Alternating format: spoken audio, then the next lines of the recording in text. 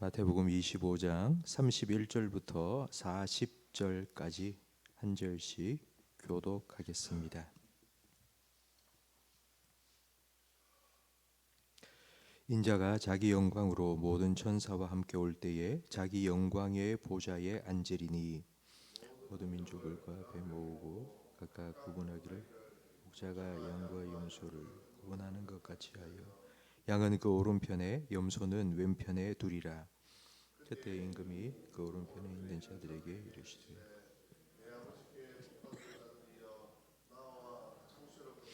너희 위하여 예비된 나라를 상속받으라. 내가 줄일 때에 너희가 먹을 것을 주었고 목마를 때에 마시게 하였고 나그네 되었을 때에 영접하였고 헐벗었을 때에 옷을 입혔고 병들었을 때에 돌봤고 옥에 갇혔을 때에 와서 보았느니라. 이에 의인들이 대답하여 이르되 주여 우리가 어느 때에 주께서 줄이신 것을 보고 음식을 대접하였으며 목마르신 것을 보고 마시게 하였나이까? 어느 때에 나그네 되신 것을 보고 영접하였으며 헐벗은 것을 보고 옷 입혔나이까? 어느 때에 병드신 것이나 옥에 갇히신 것을 보고 가서 배웠나이까 하리니 임금이 대답하여 이르되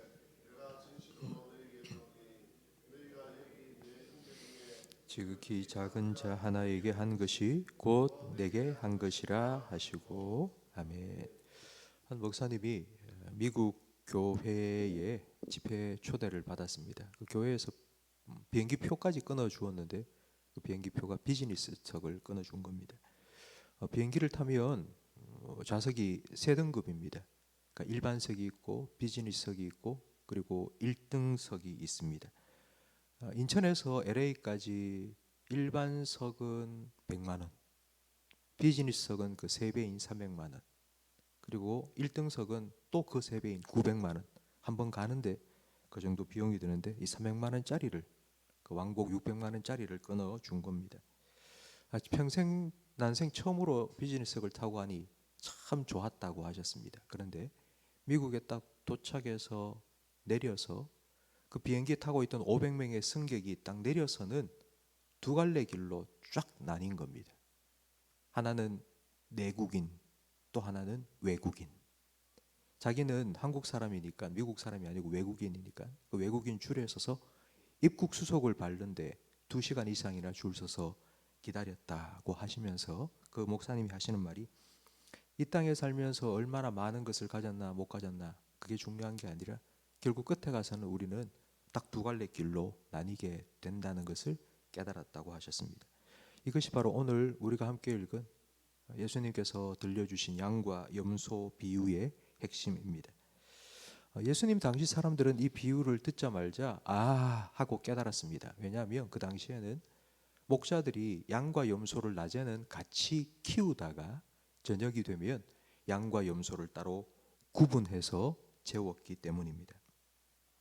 목자가 양과 염소를 구분하듯이 이제 예수님께서 다시 오실 때에는 영원한 생명에 들어갈 자와 영원한 벌에 들어갈 자를 구분하실 것입니다. 이걸 우리는 한마디로 심판이라고 부릅니다. 예수님께서 첫 번째 이 땅에 오실 때는 구원자로 오셨지만 두 번째 오실 때는 심판주로 오실 것입니다. 그렇다면 예수님의 심판의 기준은 무엇일까요? 무엇에 근거해서 오른쪽 왼쪽 양과 염소를 구분하실까요? 예수님께서 임의로 마음대로 구분하는 건 아닙니다. 예수님의 구분 기준은 40절 말씀에 보니 이렇게 되어 있습니다. 여기 있는 내 형제 중에 지극히 작은 자 한 사람에게 한 것이 곧 나에게 한 것인데 그 작은 자 하나가 줄일 때에 먹여주었고 목마를 때에 마시게 했고 나그네일 때 대접해 주었고 헐벗었을 때 옷을 입혀 주었고 병들었을 때 보살펴 주었고 옥에 갇혔을 때 면회를 와준 사람은 양으로 영원한 생명에 들어갈 수 있도록 구분하실 것이라고 말씀하셨습니다. 얼핏 들으면 구제를 잘해라, 착한 일을 많이 해라, 선행을 많이 해라. 그러면 오른쪽으로 양으로 구별되어서 영원한 생명에 들어갈 수 있다라고 생각할 수 있습니다.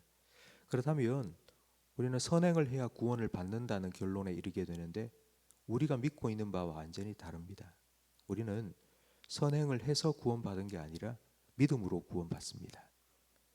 그렇다면 오늘 본문에 기록된 예수님 말씀하신 이 선행, 굶주렸을 때 먹이고 목마를 때 마시게 하고 병들었을 때 찾아와 주고 옥에 갇혔을 때 면회하는 이 선행은 과연 선행인지 아닌지부터 생각을 해봐야 합니다. 과연 오늘 본문에 나온 이 행동들은 선행일까요, 아닐까요? 37절 말씀에 보면 이렇게 실제로 이와 같은 착한 일을 한 사람들은 자기가 그런 일을 했는지조차 기억하지 못하고 있습니다. 37절에 보니 이에 의인들이 대답하여 이르되 주여 우리가 어느 때에 주께서 줄이신 것을 보고 음식을 대접하였으며 목마르신 것을 보고 마시게 하였나이까. 이 사람들은 양으로 구별된 영원한 생명에 들어가게 될 이 사람들은 자기가 한 선행을 기억하지 못합니다. 우리는 자기가 조금이라도 잘한 게 있으면 안 있습니다. 기억합니다. 생색냅니다. 그 평생 우려먹습니다. 내가 그때 이거 했는데, 내가 그때 이거 해가지고 이렇게 잘 됐는데, 그걸 절대로 잊지 않습니다. 그런데 이 사람들은 내가 언제 그랬습니까? 주님, 나 그런 적 없는데요? 라고 말하고 있습니다. 예수님께서 이렇게 말씀하셨죠. 네 오른손이 하는 걸 왼손이 모르게 해라. 정말 이 사람들은 그렇게 한 것입니다. 사람들에게 보이려고 쇼를 한 것이 아니라 사진 한 장 찍어서 그 사진을 걸려고 한 것이 아니라 그들은 진심으로 그렇게 한 것입니다. 특별한 것이 아니라 이것이 그들의 일상이었습니다. 한석공 어머니가 불 끄고 떡을 썼는데 그 썬 떡 크기가 똑같았던 것처럼 몸에 배어 있는 겁니다. 이런 삶이 몸에 배어 있는 사람들이었습니다. 어떤 의도를 가지고 한 것이 아닙니다. 나중에 예수님 앞에 서서 내가 칭찬받아야지, 내가 이 일을 해서 나중에 구원받아야지, 이걸 생각하고 의도적으로 계산해서 이런 일들을 한 것이 아닙니다. 늘 그렇게 살았습니다. 이렇게 사는 삶이 그들에게는 당연한 것이었습니다. 이것이 특별한 것이 아니라 그들의 일상이었습니다. 그러니 기억을 못하죠. 난 당연하게 살았는데 그거 그렇게 사는 게 당연한 거 아니냐고. 이제 여기서 우리에게 남은 질문이 한 가지 있습니다. 과연 어떻게 해서 이런 사람들은 이렇게 살 수 있을까요? 먹지 못한 자에게 먹을 것을 주고 목마른 자에게 마실 것을 주고 헐벗고 있는 자에게 입으라고 옷을 갖다 주고, 도대체 어떻게 해서 양으로 구별받은 영생에 들어갈 이 사람들은 그런 삶을 살 수 있었을까요? 최후의 심판을 기억하고 예수님 오실 날이 얼마 남지 않았으니까 우리가 심판받기 전에 우리도 좀 착한 일 좀 하자, 그걸 기억하고 선행을 했을까요? 금방 잊어버립니다. 예수님 다시 오실지 아닐지, 살기 좋은데, 이 땅에 지금 사는 게 좋은데 예수님 아마 100년 200년 후에 오실 거라고 금방 잊어버리고 말 겁니다. 최후의 심판을 기억해서가 아니라 받은 은혜와 사랑을 기억하기 때문에 이런 삶을 살 수 있습니다. 성도 여러분, 여러분이 예수님께 받은 은혜를 생각해 보십시오. 우리가 정말 줄여 있을 때 예수님께서 생명의 양식을 먹여주셨고, 우리가 갈급해 있을 때 생수를 우리에게 먹여주셨고요, 우리가 지쳐 있을 때 오셔서 위로해 주시고 힘 주시고 일용할 은혜를 베풀어 주시고 또 하루를 살아갈 수 있도록 격려해 주시고 도와주시고 함께 해 주신 그 예수님, 그 예수님의 은혜와 사랑을 우리가 받아 누리며 하루하루를 살아왔기 때문에 우리도 주님께 받은 그 은혜를 나누며 살 수 있습니다. 성도 여러분, 구원을 받기 위해서 선행을 한 것이 아닙니다. 구원 받았기 때문에 이와 같은 삶을 살 수 있는 것입니다. 예수님께서 제자들에게 세 계명을 주노니 서로 사랑해라 하지 않으셨습니다. 예수님께서 우리에게 주신 세 계명은 너희가 무조건 서로 사랑해라가 아니라 내가 너희를 사랑한 것 같이 너희도 서로 사랑하라고 하셨습니다. 주님께서 우리에게 베푸르신 은혜를 받았다면, 주님께서 우리에게 베푸르신 사랑을 내가 받았다면 너도 그 은혜와 사랑을 나누며 살아라. 그러면서 예수님께서 우리에게 가르쳐 주신 사랑은 막연한 것이 아닙니다. 아주 구체적입니다.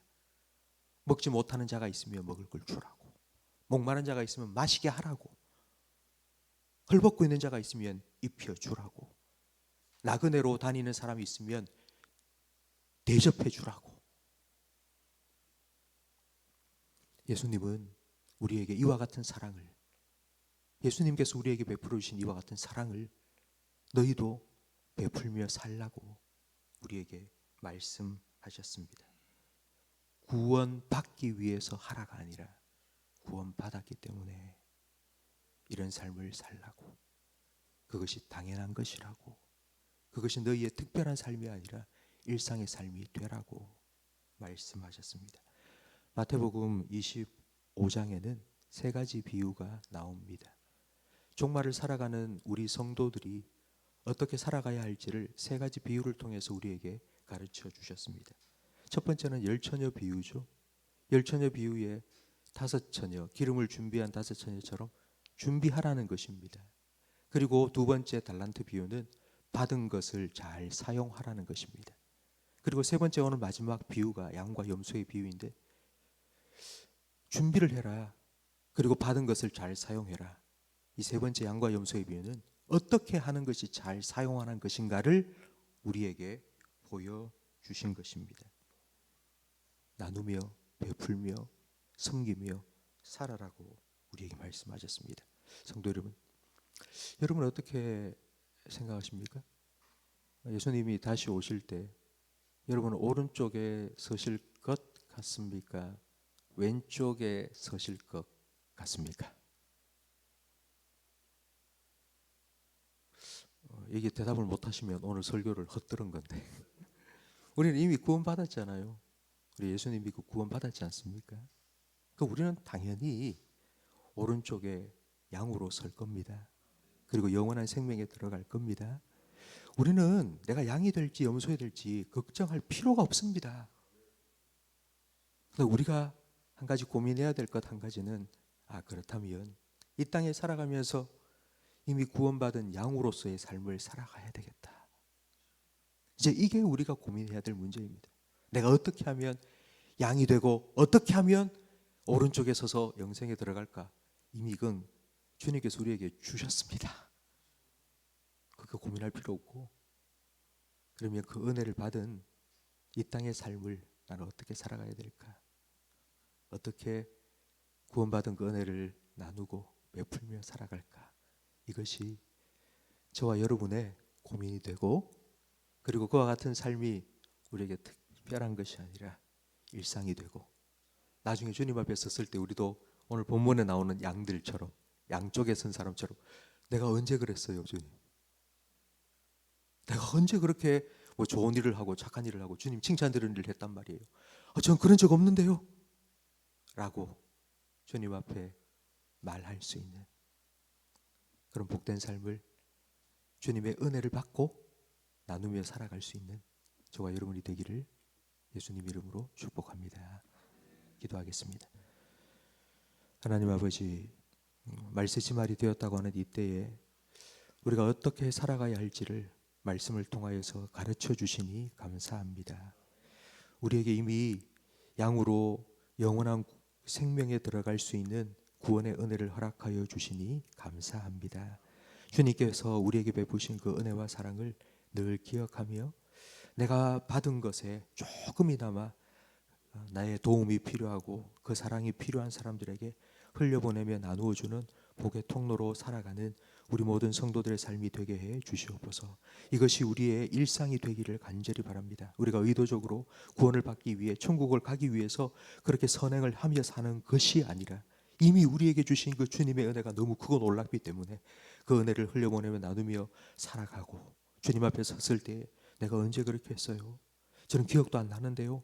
이렇게 주님 앞에 고백할 수 있는 그런 복된 삶을 살아갈 수 있도록 주님 오늘도 우리에게 풍성한 은혜와 사랑을 부어주시고 그 은혜를 누리며 살아가게 해 주시옵소서. 예수님 이름으로 기도합니다. 아멘.